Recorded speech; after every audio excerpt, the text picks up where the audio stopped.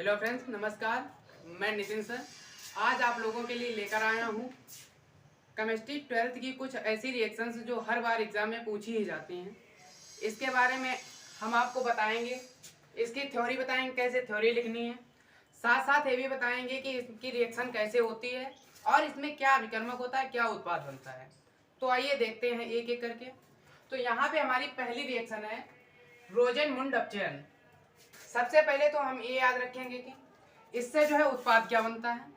ऐसे ही करके हम धीरे धीरे जो है एक एक अपक्रिया का पहले ये देखेंगे कि उससे उत्पाद क्या बनता है, उसके बाद में ये देखेंगे कि इनमें कौन कौन से की अभिकर्मक जुड़ते हैं।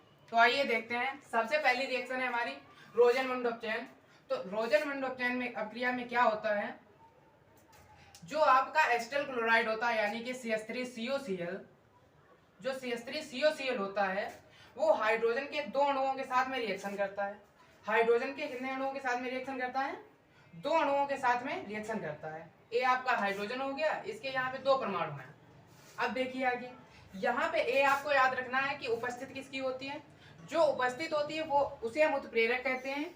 वो सिर्फ अपक्रिया के वेग को परिवर्तित करता है, ना कि अपक्रिया में जुड़ता है। आइए देखते हैं। वो आपका होता है PD, यहाँ पे नीचे होता है BaSO4। PD को हम पेडेलियम बोलते हैं। तो आइए देखते हैं कैसे जुड़ता है। यहाँ पे जो आपके दो H दिख रहे हैं, एक H यहाँ पे C और O के बीच में आ जाता है तो बन जाता है यहाँ पे आपका CH3CHO, और यहाँ पे प्लस आपका एक Cl बचता है, एक H बनता है, वो आपका HCl बन के निकल जाता है। ये आपकी कंप्लीट रिएक्शन है। इसकी हम थ्योरी कैसे लिखेंगे? सबसे पहले तो हमने रिएक्शन लिख ली, अब हम इसकी थ्योरी की बात करते हैं। यहाँ पे हम इसको बोलते हैं एसिटल क्लोराइड, इसको बोलते हैं एसिटल क्लोराइड, इसको बोलते हैं हाइड्रोजन। हाइड्रोजन तो यहाँ पे देखिए अपचयन का बच्चों मतलब होता है, जहां जहां पे अपचयन लिखा होता है, अपचयन का मतलब होता है हाइड्रोजन का जुड़ना। इसका मतलब होता है हाइड्रोजन का जुड़ना। तो यहाँ पे देखिए हाइड्रोजन जुड़ रहा है, तो इसकी हम थ्योरी लिखेंगे कि जब CH3COCl का पेडेलियम तथा BaSO4 की उपस्थिति में अपचयन करवाते हैं तो जो है CH3CHO यानी कि एस्टल्डिहाइड बनता है। इसी को हम जो है रोजेनमुंड अपचयन अपक्रिया कहते हैं। इसको हम कहते हैं एसिटल्डिहाइड, एस्टल्डिहाइड। ठीक है फ्रेंड्स, उम्मीद करता हूं यहां तक आपको समझ में आई होगी। उसके बाद में अब बात करते हैं अगली रिएक्शन की। अगली रिएक्शन है आपकी, बोलो। तो फ्रेंड्स अब हमारी आती है सेकेंड रिएक्शन। सेकेंड रिएक्शन थी आपकी स्मिट अपक्रिया। अब देखिए स्मिट अपक्रिया से बनता क्या है। सबसे पहले तो हम ये देखेंगे कि स्मिट अपक्रिया से बनता है CH3NH2। इसको हम कहते हैं मेथिल एमीन। मेथिल एमीन, इसको हम मेथिल एमीन कहते हैं। तो मेथिल एमीन बनाने की जो प्रक्रिया होती है उसी को हम स्मिट अपक्रिया कहते हैं। अब देखिए देखते हैं कि इसमें अभिकारक क्या होते हैं और क्या उत्पाद बनता है। तो आइए देखते हैं रिएक्शन को। तो यहाँ पे जो है CH3COOH जो है वो यहाँ पे N3H से यानी कि हाइड्रोजोइक अम्ल से अपक्रिया करके वो जो है प्राथमिक एमीन बनाता है, CH3NH2 बना लेता है। अब देखिए यहाँ पे CH3 तो आपका यहाँ पे आ गया, जो आपका N था एक N यहाँ से यहाँ पर आ गया, और जो आपका H2 था वो एक H यहाँ से एक H यहाँ से NH2 आ गया। अब देखिए यहाँ पे CO2 सिर्फ दिख रहा है, इसको हम जो है CO2 के रूप में निकाल देंगे। ये तो आपकी कार्बन डाइऑक्साइड है जो निकल जाएगी। उसके बाद में अब आप देखिए कि यहाँ पे बच क्या रहा है।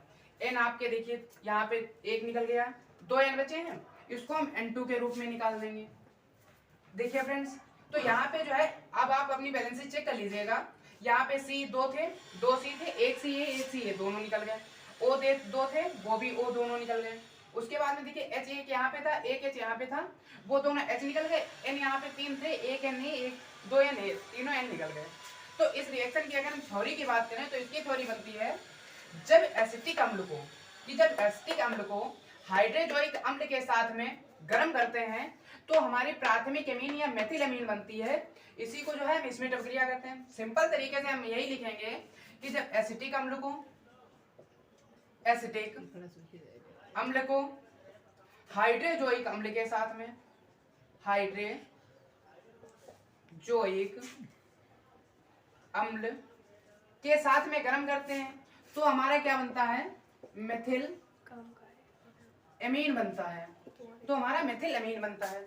उसके बाद में फ्रेंड्स अब हम लोग बात करते हैं अगली रिएक्शन की। तो अगली रिएक्शन है हम लोगों की फ्रैगलेंट अभिक्रिया। तो फ्रैगलेंट अभिक्रिया, आइए इसे इरेज करते हैं, उसके बाद में हम आपको अगली अभिक्रिया देख लेगा। अब देखिए हम बात करते हैं फ्रैगलेंट अभिक्रिया की। तो यहाँ पे अब हम लोग पहुंचे हैं तीसरी अभिक्रिया पे। तीसरी अभिक्रिया है हम लोगों की फ्रैगलेंट अभिक्रिया। देखिए दो अभिक्रियाएं होती हैं जो एकदम सेम होती हैं। अगर हम इनके सामान्य रिएक्शन की बात की जाए तो जब एल्किल हैलाइड को जो है हम जिंक के साथ में गर्म करते हैं, एल्किल हैलाइड के दो अणु जिंक धातु के एक अणु के साथ में रिएक्शन करते हैं तो जो है एथेन बनती है, यानी कि एल्केन बनती है। इसी को जो है हम फ्रैगलेंट अभिक्रिया कहलाते हैं। तो सबसे पहले तो हम इसकी बताएंगे आपको जो सामान्य अभिक्रिया है। सबसे पहले इसकी हम सामान्य रिएक्शन की बात करेंगे, उसके बाद में एक में हम बैलेंसी पुट करके हम आपको बताएंगे। तो पहली जो सामान्य रिएक्शन है, सामान्य रिएक्शन की अगर बात करें तो वो होती है 2RX प्लस Zn, यहाँ पे आपका Zn हो जाएगा equal to 2RX plus Zn equal to यहाँ पे आपका हो जाएगा Zn x2 सामने से प्लस हो जाएगा दिखाई दे आपका 2R, या फिर इसको हम ऐसे लिख सकते हैं, इसी को अगर हम लिखना चाहें तो R सिंगल बॉन्ड R लिख सकते हैं। अगर हम इसकी जगह पे वैल्यू पुट करते हैं, जैसे कि यहाँ पे R का आपका मतलब होता है, जो R होता है उसका मतलब होता है एल्किल मूलक, और जो X होता है इसका मतलब होता है हैलोजन या हैलाइड, या इसी को हम बोलते हैं हैलाइड। ठीक है फ्रेंड्स, तो यहाँ पे इनकी जगह पे हम रख सकते हैं F,Cl, इसकी जगह पे हम रख सकते हैं F,Cl, Br, I, और एल्किन मूलक होते हैं इसकी जगह पे रख सकते हैं CH3, C2H5।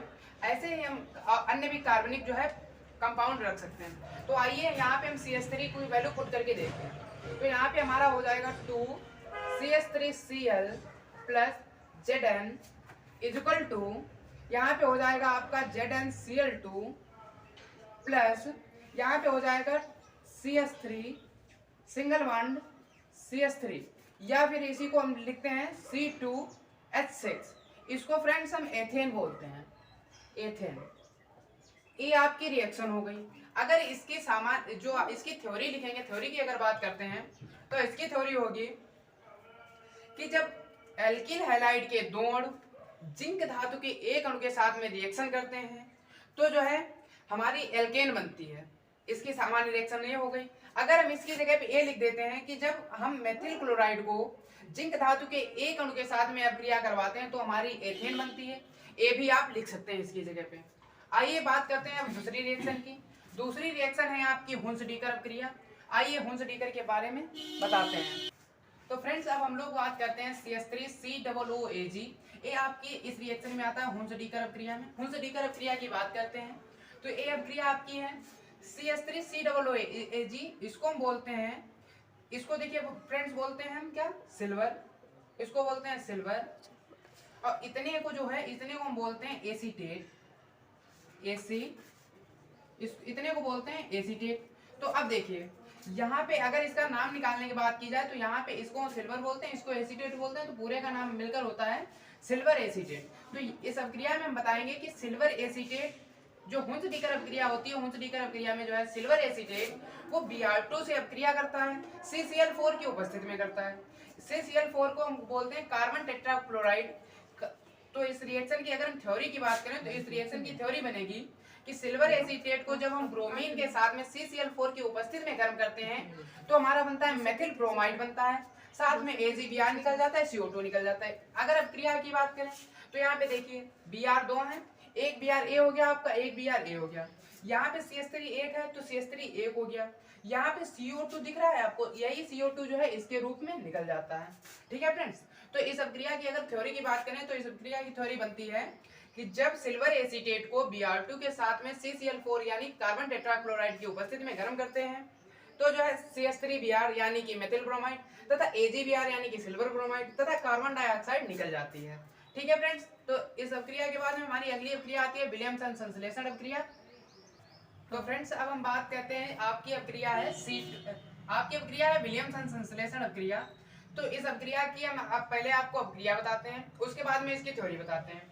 तो इस अपक्रिया जो है इसमें जो है सबसे पहले आपको अभिकारक में लेना है C2H5ONA, इसको हम बोलते हैं सोडियम, इतने को बोलते हैं एथॉक्साइड। तो सोडियम एथॉक्साइड की अपक्रिया यहाँ पे हमें करवानी है C2H5I यानी कि एथिल आयोडाइड के साथ में।